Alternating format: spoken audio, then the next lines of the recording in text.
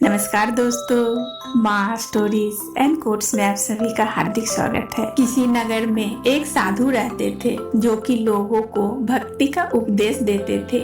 उस नगर के बहुत से लोग प्रतिदिन उनके पास आते और उनसे ज्ञान प्राप्त करते। उसी नगर में एक वेश्या रहती थी जो कि गलत कामों में लिप्त थी, लेकिन इसके अंदर एक खासियत थी कि वो ईश्वर में विश्वास रखती थी। सभी गांव वाले इस वेश्या को बहुत ही गंदी निगाहों से देखते थे।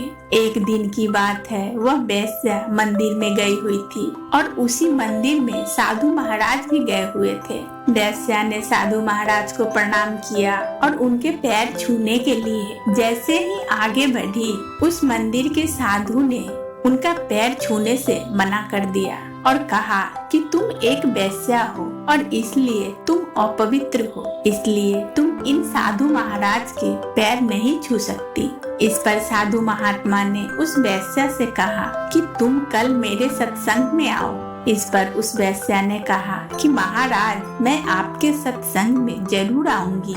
अगले दिन वह वेश्या साधु महाराज के सत्संग में जाती है। सत्संग के अंत में साधु ने उस वेश्या से कहा कि तुम इन गलत कामों को छोड़ दो, वरना मरने के बाद तुम्हें मोक्ष नहीं मिलेगी। इस पर उस वेश्या ने कहा कि हे साधु महाराज, मैं यह काम छोड़ दिया तो मैं खाऊंगी क्या? इस पर साधु ने कहा कि तुम इस काम को छोड़ दो और मेहनत करके पैसा कमाओ। वेश्या ने साधु महाराज से कहा, ठीक है, मैं गलत काम करना छोड़ दूंगी। अगले दिन उस वेश्या ने एक ठेले खरीदा और फल बेचने लगी, लेकिन उस नगर के लोग उससे फल नहीं खरीदते थे। अतः उसने दूसरे गांव में जाकर फल बेचना शुरू किया। सुबह से शाम तक वह फल बेचती थी, लेकिन उसके बाद जो फल नहीं बिकते थे उसे वह गरीब तथा असहाय लोगों में बांट दिया करती थी। इसी तरह से उसका जीवन चलने लगा।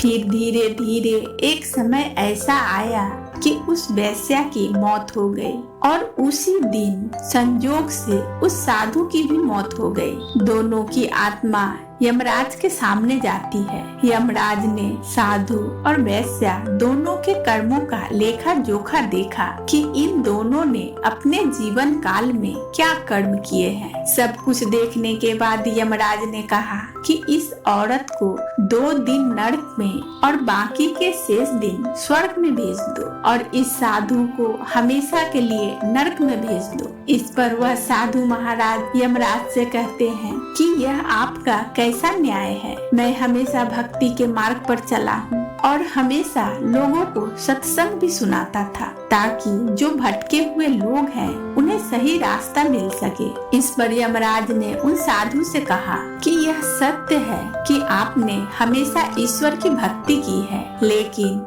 जो आप लोगों को उपदेश देते थे उनको आपने अपने जीवन में ही नहीं उतारा, इसलिए आपके साथ ऐसा हो रहा है। लेकिन इस वेश्या ने भले ही अज्ञानवश कुछ समय के लिए गलत काम किया, लेकिन बाद में इसने गरीब और असहाय लोगों की मदद भी की थी और ईश्वर की पूजा भी किया करती थी, इसलिए इसे सिर्फ 2 दिन नरक और बाकी के शेष दिन स्वर्ग में रखा जाएगा। साधु महात्मा को अपनी भूल का एहसास हो गया और उनके आंखों से आंसू निकलने लगे। दोस्तों, हमें इस कहानी से यह शिक्षा मिलती है कि केवल सत्संग सुनने से ही कुछ नहीं होता, उसे अपने जीवन में उतारना बहुत जरूरी है, वरना सत्संग सुनने का कोई मतलब ही नहीं रह जाता। कहानी बोलते हुए कोई त्रुटि हुई हो तो क्षमा चाहती हूँ। कहानी अच्छी लगी हो तो कमेंट्स बॉक्स में कमेंट करके जरूर बताइएगा। वीडियो को लाइक कर दीजिएगा और इसी तरह की कहानी सुनने के लिए दोस्तों मेरे चैनल को सब्सक्राइब कर बेल आइकन को ऑन कर लीजिएगा और इसे ज्यादा से ज्यादा लोगों में शेयर कर दीजिएगा। दोस्तों बहुत बहुत धन्यवाद।